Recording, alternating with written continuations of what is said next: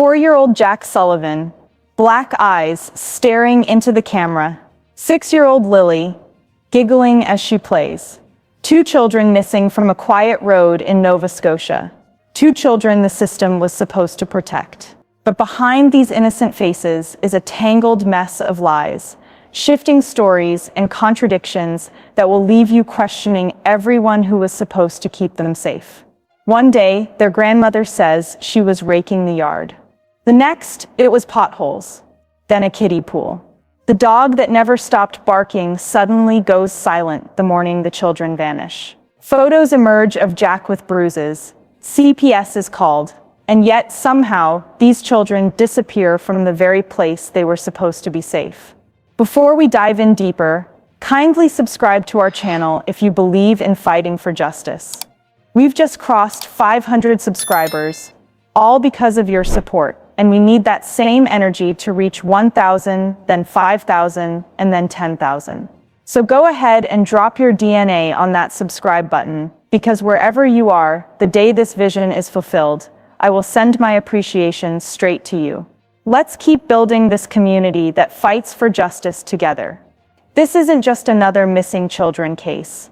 This is a story of confusion, heartbreak, and a system that might have failed 2 little lives before they ever had a chance.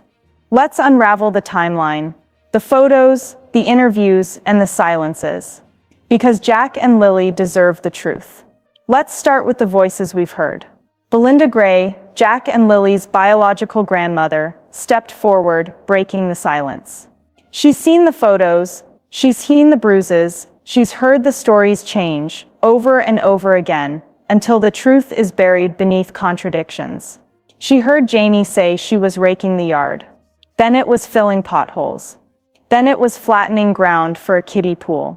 One person, 3 different stories about the morning these children vanished. And the dog, the same dog that barked at every passing car, every movement on that dirt road, somehow stayed silent that morning. No barking, no warning, no waking the mother in the trailer.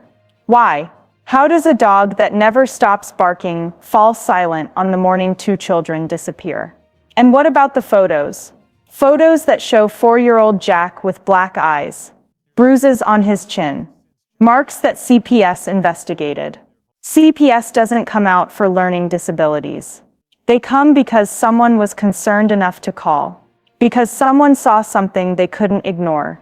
But still, these children were left in the same place, with the same people, on that quiet road in Nova Scotia. And now, they're gone. These are the pieces of a puzzle no one seems to want to complete. These are the stories that change when people are hiding something. And these are the contradictions we can't ignore if we want justice for Jack and Lily. Daniel's words have shifted just as often. First, he claims he didn't hear the children that morning. Then he says he told them to be quiet so the baby could sleep. First, he says the kids missed 1 day of school because Lily was sick. Then he says they missed the entire week. Which is it, Daniel? And then there's the message he posted in the group chat. The audacity to deflect, to bring up others, to act as if the disappearance of Jack and Lily wasn't tied to the very property he lived on, to the very place these children were last seen. Belinda called it out. She's seen the different stories, the shifting narratives. She's lived with the heartbreak of seeing photos of her grandson, 4 years old, with black eyes. She's heard the rumors of Malia wanting to leave, getting a car, trying to escape that property. She's heard how Patty begged someone to help her granddaughter leave before it was too late, and how no one stepped in. And now Jack and Lily are gone. These contradictions matter because they point to something deeper, a pattern of confusion, a fog of lies that has covered this case from the beginning. A case that has too many stories, too many timelines, and not enough answers. And then there's the dog.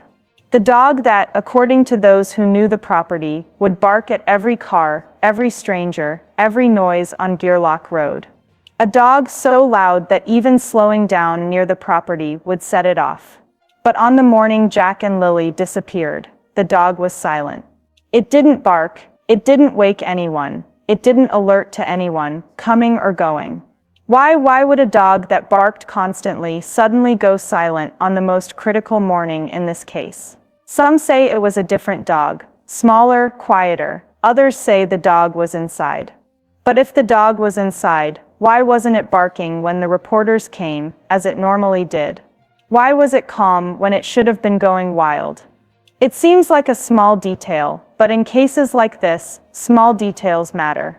They are the cracks in a story that let the truth leak through. And then there's Janie. Her statements have shifted just like Daniel's. First, she says she was filling potholes that morning. Later, it becomes raking the yard to set up a kiddie pool in the middle of the driveway. She says she minds her business, doesn't know what goes on in that trailer. Yet she was there that morning, arguing with police, refusing entry, saying the kids weren't inside, and demanding a warrant. Why so defensive, if you truly know nothing? Why so quick to shut the door on investigators, if you have nothing to hide? And it's not just one or two inconsistencies, internet friends, it's a mountain of them.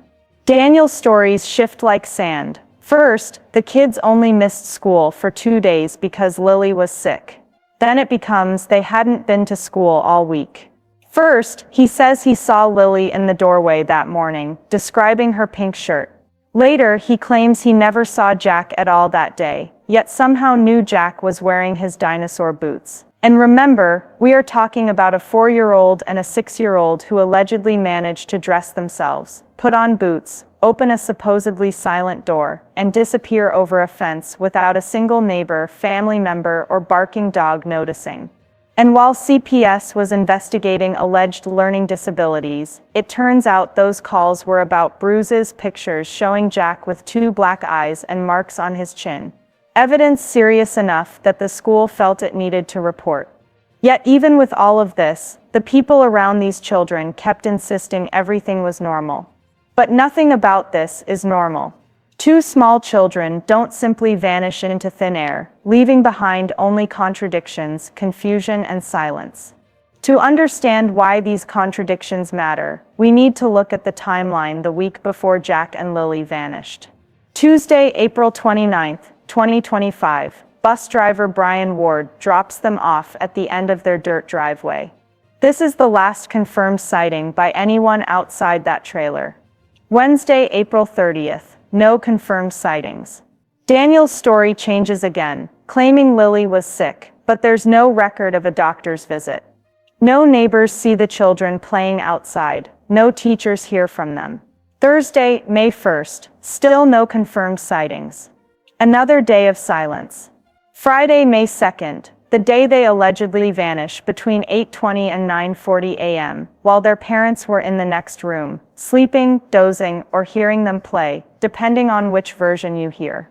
That means for 48 to 72 hours, these 2 talkative, giggly children, known for getting excited and making noise, went completely invisible to their school, their neighbors, and their community.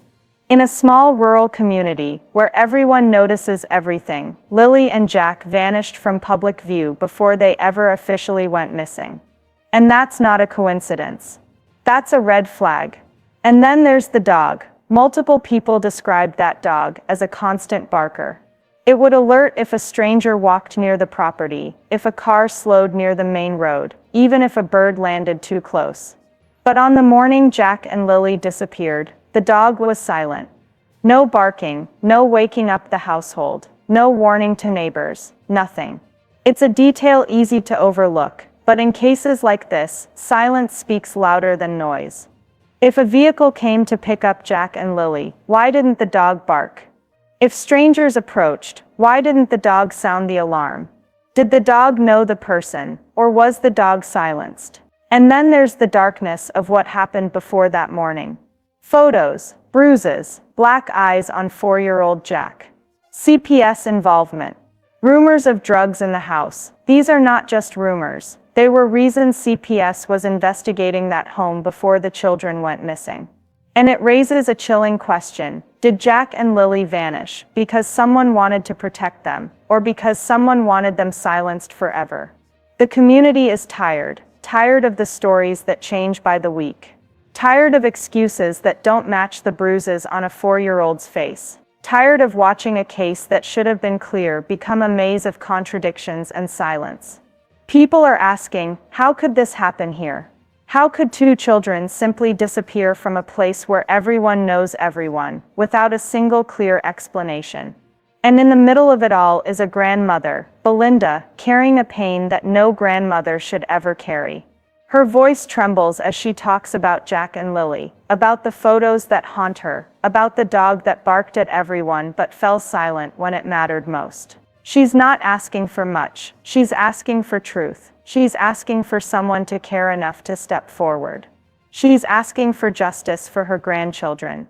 And that's something every one of us should be willing to fight for. This isn't just another case to scroll past. These are two children, Jack and Lily, who deserve more than whispers in community Facebook groups and scattered theories on forums. They deserve answers. They deserve truth. And they deserve a community that won't look away. If you've been following their story, don't stop now. Stay engaged. Share their faces. Share their story. Keep asking questions, even when it makes people uncomfortable. Because justice for Jack and Lily doesn't come from silence. It comes from voices refusing to let them be forgotten. We're not done with this case, and we know you aren't either. So stay tuned, stay aware, and stay ready.